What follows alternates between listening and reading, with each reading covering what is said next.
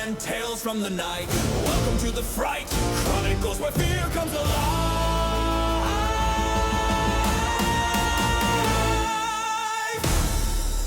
Halloween night, October 31st, a night when children dress as monsters, and some people believe monsters walk among us. Most Halloween stories are fun. Candy, costumes, haunted houses. But today, we're talking about something a little different. These are true Halloween night encounters. Stories from real people who experience something they can't explain. And what makes them even more disturbing? Every single one of these happened on Halloween night. So lock your doors, dim the lights, and let's begin. Story 1. The Extra Trick-or-Treater. It was Halloween night in 2016. A family in a quiet suburban neighborhood was doing what most families do, handing out candy to trick-or-treaters. Groups of kids came and went, princesses, superheroes, and zombies. Around 8:45 p.m., the doorbell rang again. The father opened the door and saw 4 children standing there. 3 were chatting excitedly. The 4th stood silently behind them. Silent. Still. He wore what looked like an old-fashioned costume.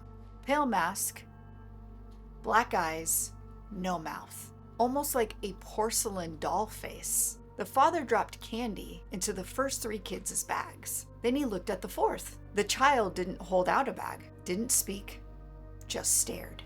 The father laughed nervously and said, "Great costume." Still nothing. One of the other kids turned and said, "Who are you supposed to be?" The silent child slowly tilted his head. Then the porch light flickered. When it steadied again, the 4th child was gone. The other 3 kids looked confused. "Where'd he go?" one asked. The father assumed the kid had run off down the driveway. But when he stepped outside, there was no one there. No footsteps, no shadow moving down the street. And here's the detail that still bothers him. The 3 kids insisted they arrived together, but none of them knew who the silent child was. They said he just started walking with them halfway down the block, and none of them saw him leave.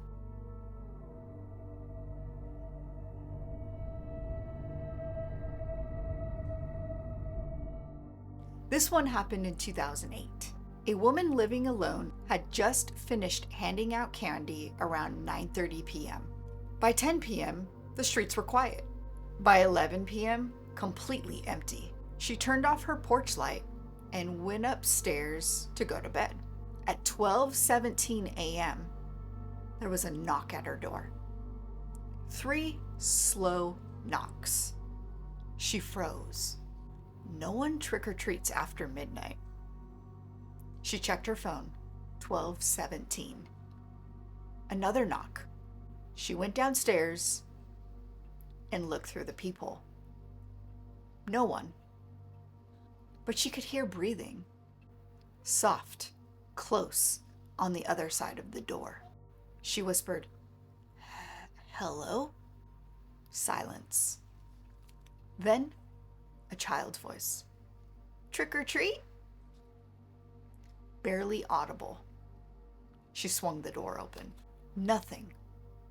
Empty porch. But on her welcome mat, there was a single piece of candy. Not one she had given out. It was old, faded wrapper, the kind they don't even make anymore. She closed the door quickly.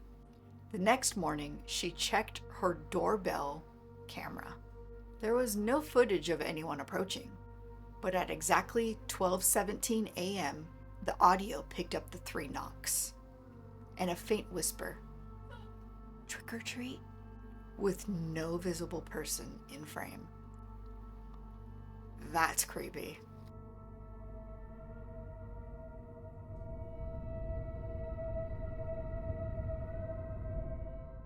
And the third story.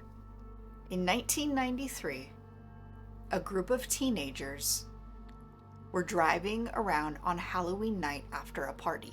It was just after 1 a.m. They decided to take a shortcut down an old rural road, the kind with no streetlights.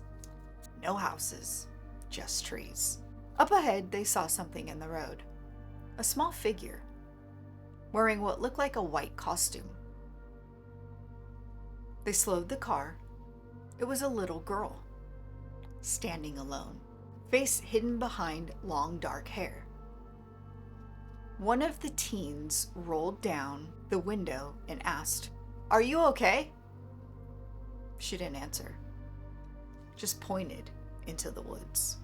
The driver assumed maybe she had gotten separated from her family, so they pulled over. Two of the teens got out and walked towards her.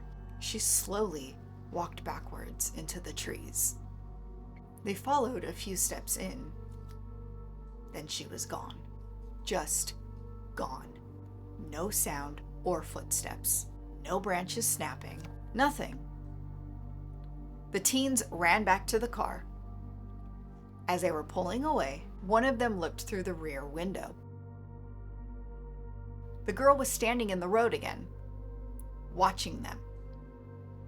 But this time, she was smiling. Wide. Too wide. They sped off. The next day, one of the teens mentioned it to his grandfather.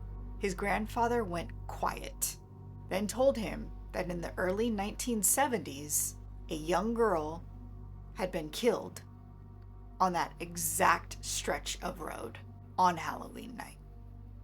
So, what is it about Halloween? Is it just coincidence? Is it heightened imagination? Or is there something about October 31st, when the line between worlds feels thinner? Some people believe Halloween, or Samhain, was originally a night when spirits could cross over, a night when the veil was at its weakest. Whether you believe that or not, one thing is certain: strange things happen on Halloween night. And sometimes the scariest part isn't the costume. It's realizing it wasn't a costume at all. Now, if you've ever experienced anything weird or crazy that you can't explain on Halloween night, anything strange, tell me in the comments. And if you enjoyed this video, make sure to slash that subscribe button and join the Spooky Fright fam, because there will definitely be plenty more stories like this waiting in the dark. And until next time,